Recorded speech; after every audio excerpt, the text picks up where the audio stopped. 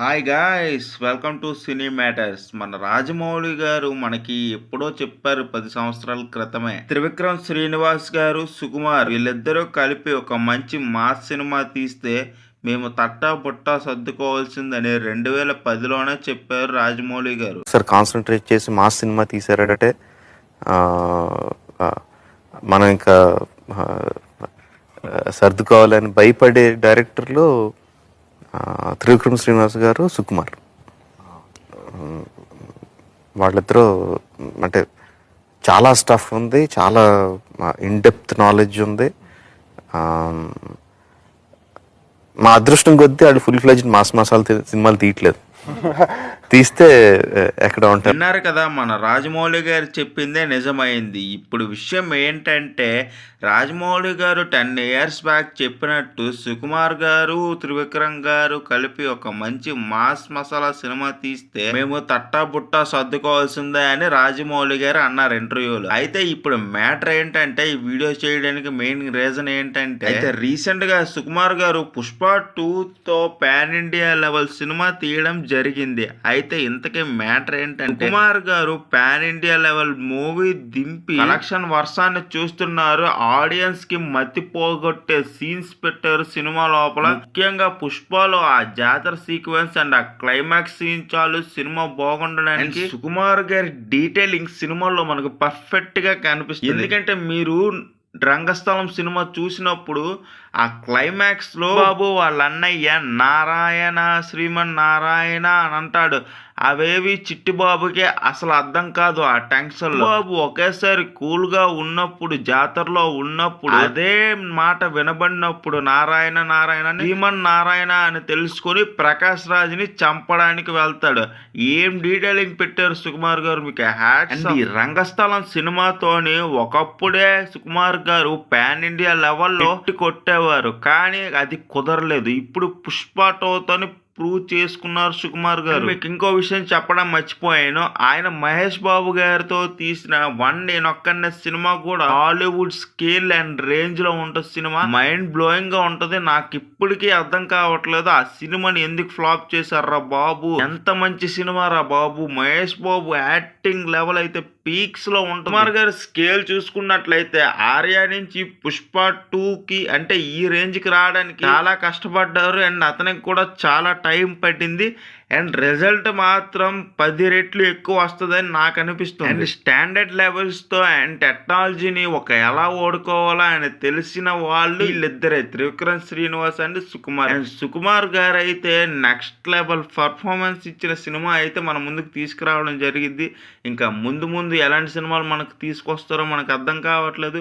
And Ram చరణ్తో RC-17 అనే project ఇంకా announce చేశారు పుష్ప 2 సినిమా తర్వాత. మొత్తానికి రాజమౌళి గారు చెప్పిందే ప్రూవ్ అయ్యింది. ఆయన చెప్పినట్టే సుకుమార్ గారి కాన్సన్ట్రేషన్ చేసి ఒక మాస్ ఫిల్మ్ తీస్తే ఎలా ఉంటుందో ఆడియన్స్ కి అయితే పూనకాలు తెప్పించారని నేను చెప్తాను నా సైడ్ లో.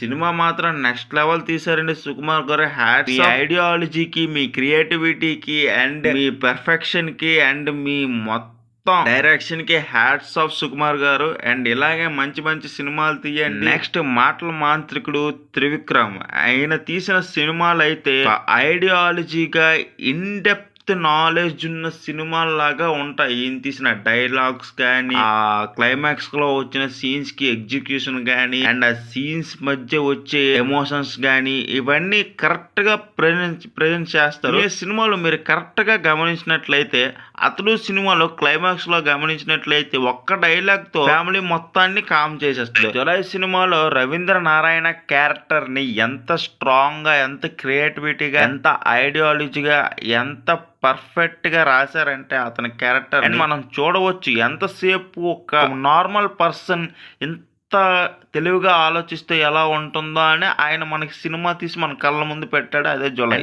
కలేజా ఎంతో స్టాండర్డ్ ఫార్మ్గా, ఎంతో క్లాసిక్గా, ఎంతో కామెడీగా, ఎంతో న్యాచురల్గా ఒక పర్ఫార్మెటిక్ సినిమాని ఆయన ప్రజెంట్ చేశారు మనకి అప్పట్లో 2010. కానీ ఆ సినిమాని అప్పట్లో ఆడియన్స్కి ఎక్కక ఆ సినిమాని ఫ్లాప్ చేశారు. కానీ ఇప్పటికీ ఆ సినిమా టీవీలో ఇస్తే కళ్ళకు అద్దుకొని మరీ చూస్తారు ఆ సినిమా. కలేజా మూవీలో ఆ బీజిఎం కానీ, మహేష్ బాబు కామెడీ కానీ, అండ్ ఆ యాక్షన్ సీక్వెన్సెస్ కానీ అండ్ అంతా చాలా కొత్తగా అనిపిస్తుంది. ఒక రాజస్థాన్ ఎడారిలో ఒక చిన్న ఊర్లో మహేష్ బాబుని దేవుడిలా క్రియేట్ చేశారంటే బేసిక్గా ఇన్ డెప్త్ నాలెడ్జ్ ఉన్న వాళ్ళే అలాంటి సినిమాలు ట్రై చేయగలరు. కానీ ఈ మధ్యన త్రివిక్రమ్ గారి మార్క్ అయితే ఏ సినిమాల్లో కనబడట్లేదు. లాస్ట్ అలా వైకుంఠపురంతోనే ఏదో కమర్షియల్ సినిమాలు ఆయన అలవాటు పడిపోయారు కానీ పూర్తిగా ఆయన కానీ బాగా ఆలోచించి ఒక మంచి పర్ఫెక్ట్ మాస్ ఫిలిం తీస్తే ఎలా ఉంటదంటే బ్లాక్ బస్టర్ హిట్ అవుతుంది. కానీ ఈ మధ్యన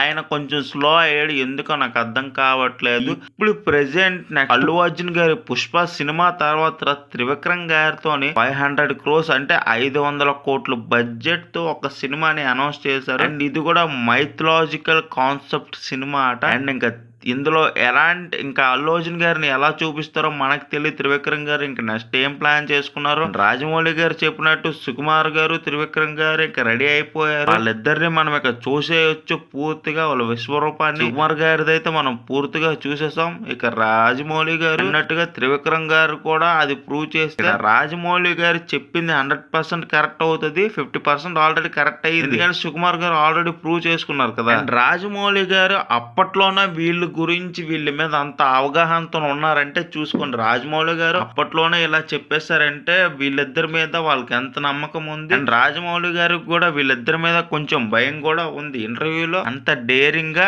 వీళ్ళిద్దరు కలిపి కాన్సన్ట్రేట్ చేసి ఒక మాస్ సినిమా తీస్తే మనం తట్టా బుట్ట సర్దుకోవాలా అని అన్నారంటే రాజమౌళి గారు ఇది మామూలు విషయం కాదు. అంటే వీళ్ళిద్దరిలో కూడా చాలా టాలెంట్ ఉంది. ఇప్పుడిప్పుడే బయటకు వస్తుంది అని అర్థమవుతుంది. And that's today video guys. ఇలాంటి మరిన్ని వీడియోస్ కోసం మన సినీ మ్యాటర్స్ ఛానల్ని సబ్స్క్రైబ్ చేసి సపోర్ట్ చేయండి.